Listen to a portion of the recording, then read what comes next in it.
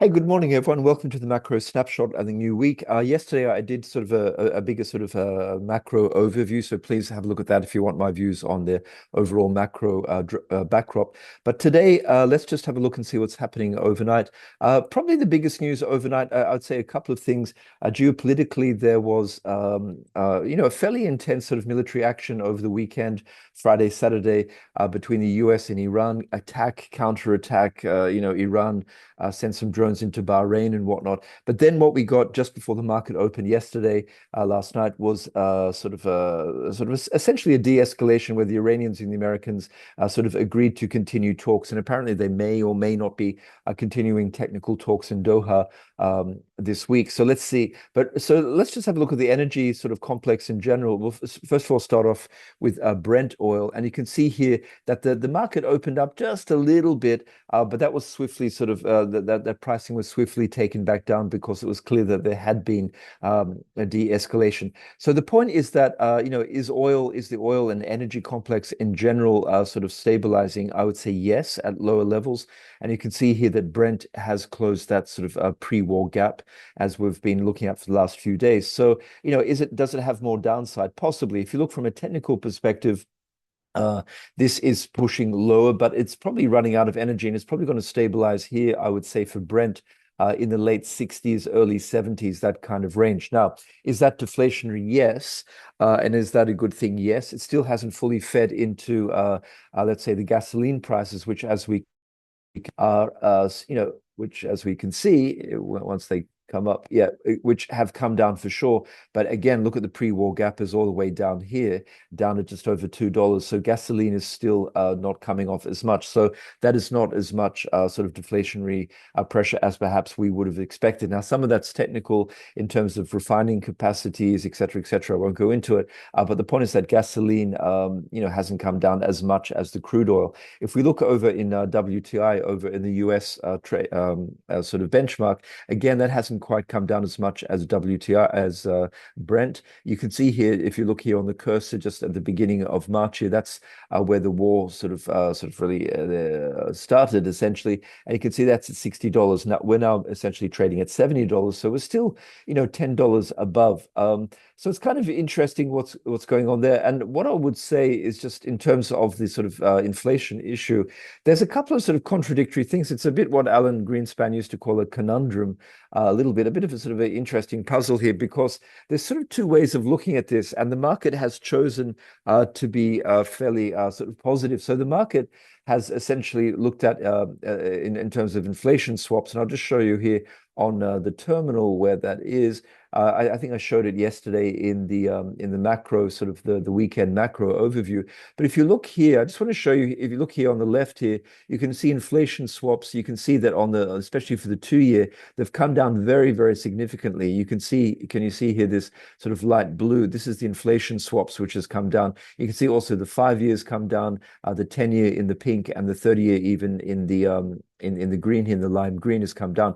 So what the market-based measures of inflation is saying is that, over 1 year, the next 2 years, inflation will come down very, very, very quickly. And if you look here in the middle box here, you can see for the Eurozone, similar kind of situation.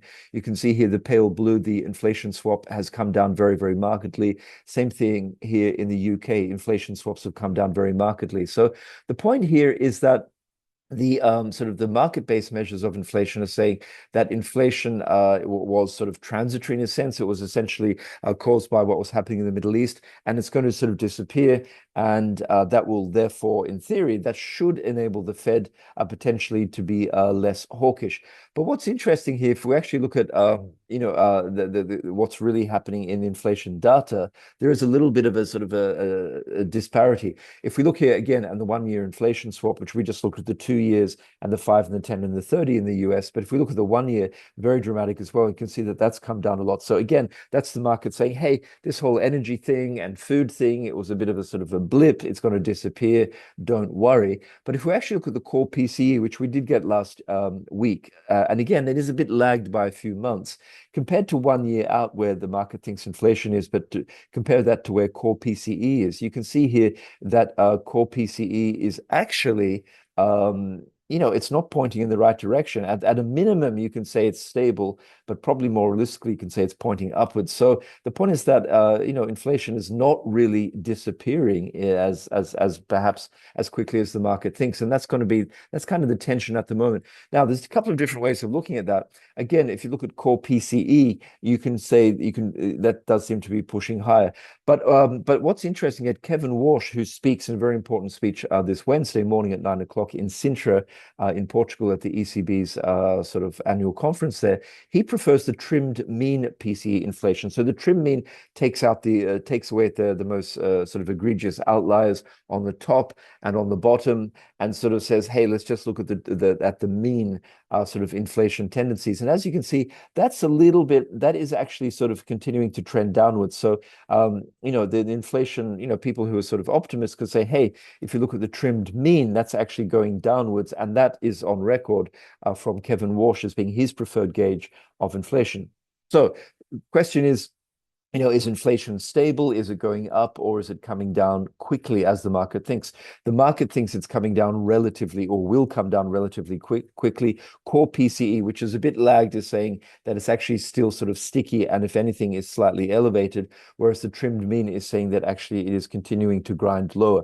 So it's an interesting one. The other interesting thing to keep in mind, this is from forgotten the company, but anyway, courtesy of them, a variant perception from variant perception, a nice graph. The point of this is to say that in different developing sort of developed market economies, there are different sort of reaction functions to the higher oil and higher energy prices we've had. And in some of them, there's sort of stagflation risks, and some of them are sort of actually an overheating economy. So it's interesting to look at the countries which had to import a lot of energy, and that's actually caused a hit to growth, and that's something like the UK, maybe even a little bit sort of Japan. And interestingly enough, Switzerland is a little bit of a part of that. You could also argue Australia is sort of on that borderline, but especially countries like sort of Japan, and you see the UK in the worst situation here.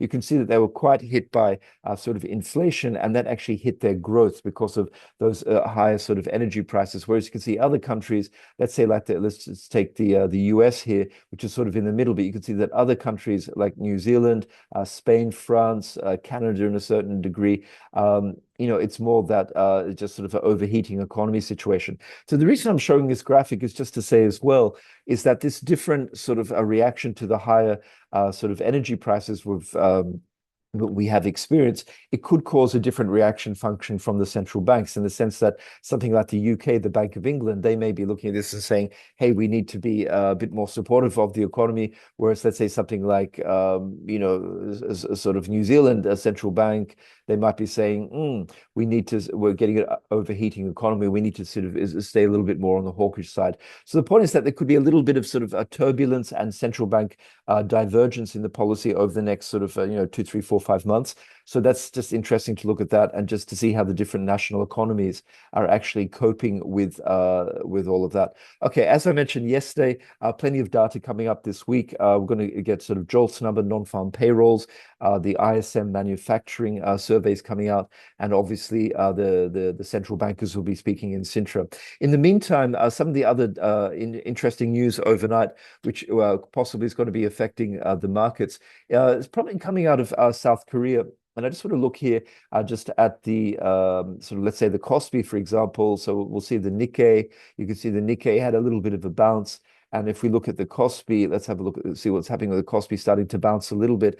And basically, there's a little bit of positivity you can see here also if we look at the ES, you can see it's up quite substantially. You see a pretty nice bounce from the ES futures, and also if you look at Nasdaq here, you can see Nasdaq futures up 1.3%, 130 basis points. So pretty strong sort of bounce upwards, and possibly that's a technical bounce. We'll get into that in a second. But basically overnight there was a huge sort of investment and development package announced in South Korea is sort of the AI and sort of chip making sort of sectors.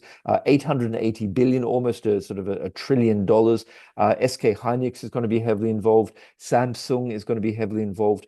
The Korean government is going to be sort of part of that investment package for data centers and investment and development. So the point is there, like a real sort of vote of confidence in the future of the AI and chip making kind of complex.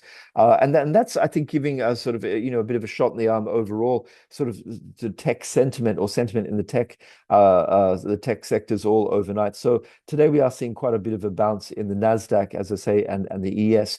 What is interesting, though, some people are also just highlighting that, does this mean that sort of medium term, are we starting to build up to some kind of oversupply in the chip making sort of complex and AI? And also it's going to very much focus again, as I was trying to point out yesterday, on the amount of capital, the sheer amount of capital which is going to be required to fund all of these sort of build outs and sort of grids and AI sort of data centers and all this kind of stuff. And that's going to put a lot of sort of focus at the very minimum on where the yields are going. But so far, what we can see, as I say, is that the equities are having a pretty positive bounce. Let's have a look at the Russell, up not quite as much, only 38 basis points. So what we're seeing here, early indications on this Monday morning, a shortened week, is outperformance by tech and NASDAQ. And so therefore, it's going to be interesting just to see if that's going to be fully reflected in the usual suspects, or whether we're going to get a broader sort of reach. I think what the market wants is to see a broadening out of the rally.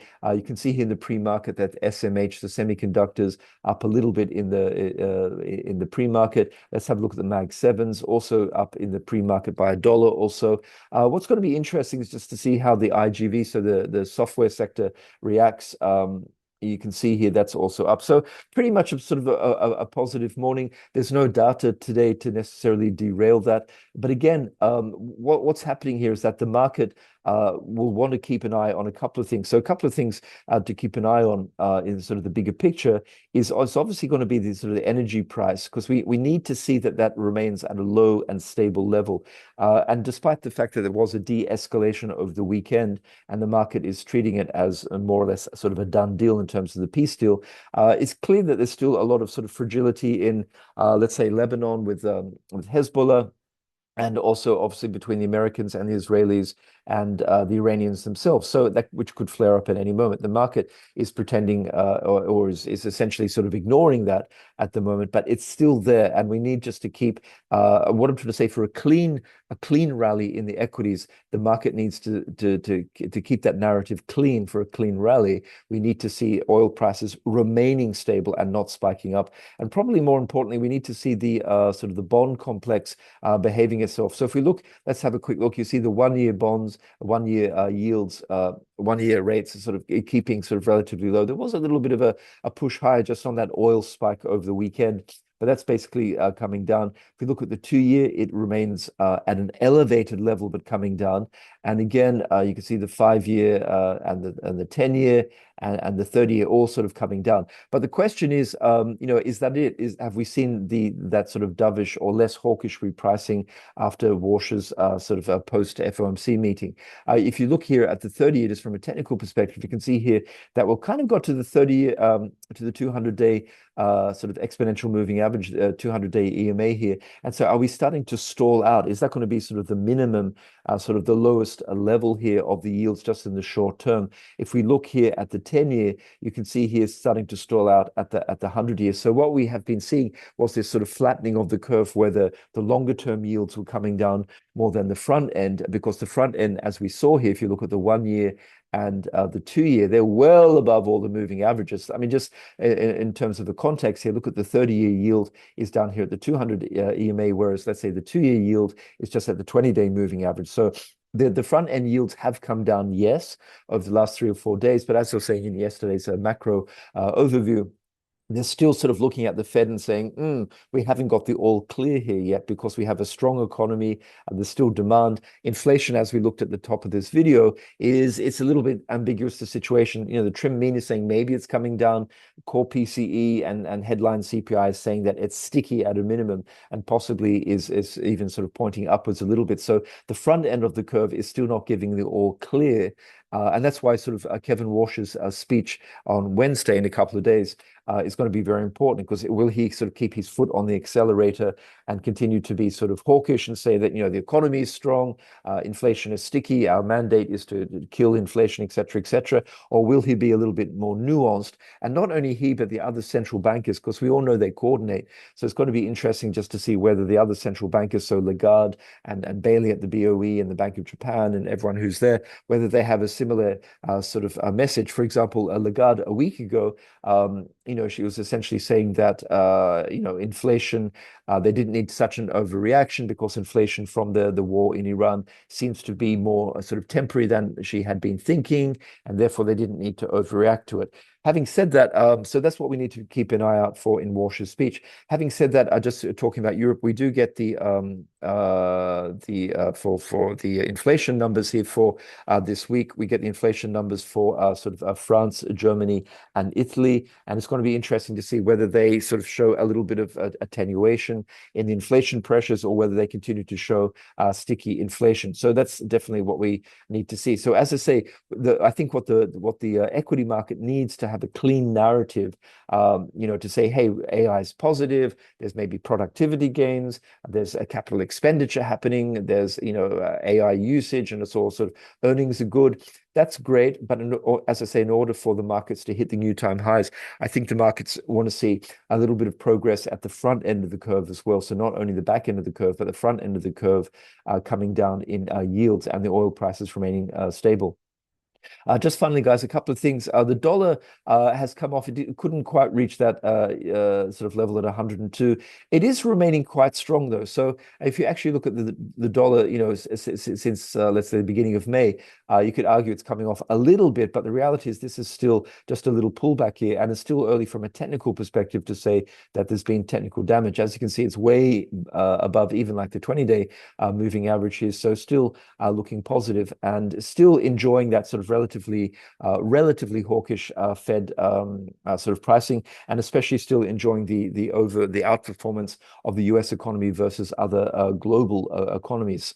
In terms of specific stories, as I say, the euro having a little bit of a bounce. It's pretty key level here at around 114.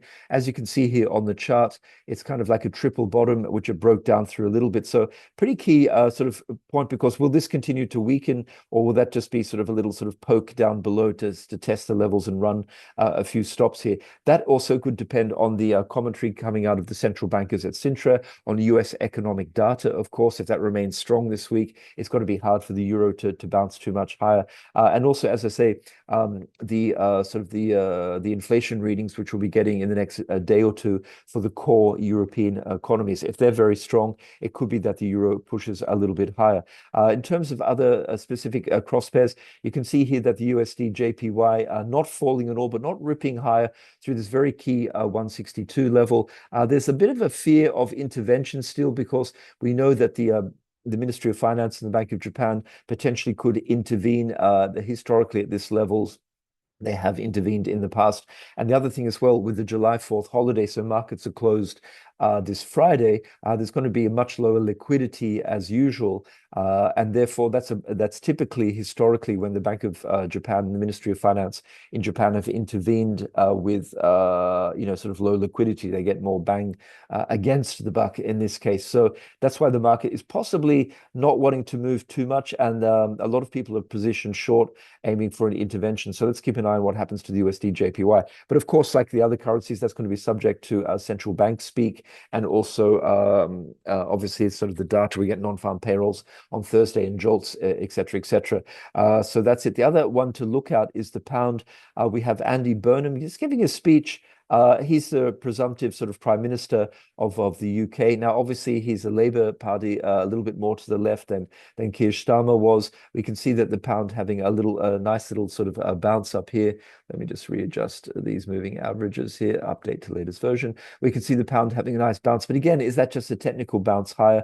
And in his speech, which is just happening this morning, getting a few headlines, maybe mainly talking about decentralization of power away from London into the sort of the provinces of Britain, which has been sort of a structural problem for the last 20, 30, 40 years. But really what the market wants to know about from Andy Burnham, as I say, the presumptive prime minister taking over in a month or so, is who is going to be his choice for Chancellor of the Exchequer. Will he kick out Rachel Reeves? Will he bring in Ed Miliband, who's a little bit more sort of to the left, and therefore potentially will have less fiscal discipline? If he brings in someone like Ed Miliband, who's more to the left, the market will interpret that as more bond issuance, less fiscal discipline. The UK gilts will go down and drag down with them the pound. So that's what we need to be looking out for. But just talking, as I say, looking this morning, you can see here that the UK gilt, has come down a little bit in the last couple of days, but just kind of stabilizing. No heavy moves. Just still really waiting to see what happens over the next few weeks politically within the UK. Just finally, guys, just want to have a quick look at metals. Let's have a look at gold. Gold, relatively stable. As I say, the key issues here for gold, as I was saying in yesterday's video, was that at this 38% fib retracement level around about 4,090. That goes back to late 2028. If you want to anchor that from late 2028, there's also sort of a lot of sort of support around here. But really, the next direction for gold and silver, platinum, palladium, all the precious metals, and copper to an extent is going to be the strength or perhaps weakening of the US dollar. We need to see real yields, which I spoke about in yesterday's video. Real yields are still elevated. These precious metals need to see real yields coming down before they can have a substantial move higher. And we're not quite there yet.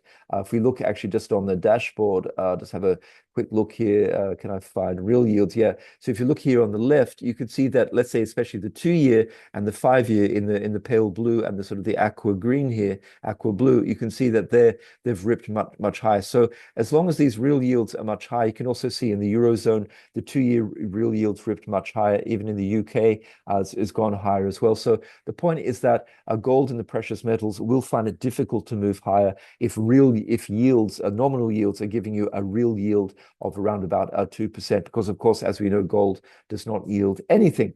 Having said that, it's sort of relatively stable.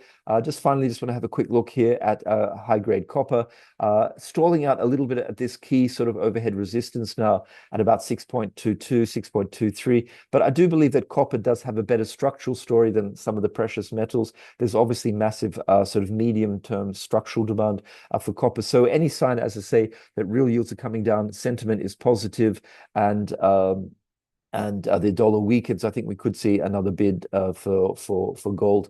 Okay, guys, so that's it today. Let's have a quick look at the equity, at volatility. You can see here we're not at our lowest levels, not down in the sort of the early to mid-teens. We're more up into the 18, 19 handle. We do have sort of coming to the quarter end and month end. Today is the 29th, and tomorrow, of course, is the 30th. So there could be some rebalancing sort of going on. Potentially, there's talk that there could be some rebalancing. It's always difficult to predict that exactly, but there could be a bit of volatility. But if volatility continues to creep low, I don't see any reason why the ES cannot sort of push higher. Technically, it's having a nice little bounce. And we can see here, if we just look at the Fibonacci's here, just have a look here. You can see here that we got down below the 61.8%. We got down to the 78.6% here, but we've had a nice bounce a little bit higher. So the next step up here could be to test the recent highs, assuming that all goes well. Talking a couple of bits of housekeeping, my partner Nick today will be doing his weekly sort of technical sort of overview. So he looks at the markets from a sort of technical analyst at key markets and key stocks. That should be out sometime sort of mid to late morning. He also does a midweek sort of technical analysis up for you. You can find that on The Macro Shop on YouTube and on Twitter, The Macro Shop. Okay, hope that was useful, guys. I'll be back tomorrow with the macro snapshot here from The Macro Shop. Thanks. Have a great week, and I'll be back tomorrow. Thank you.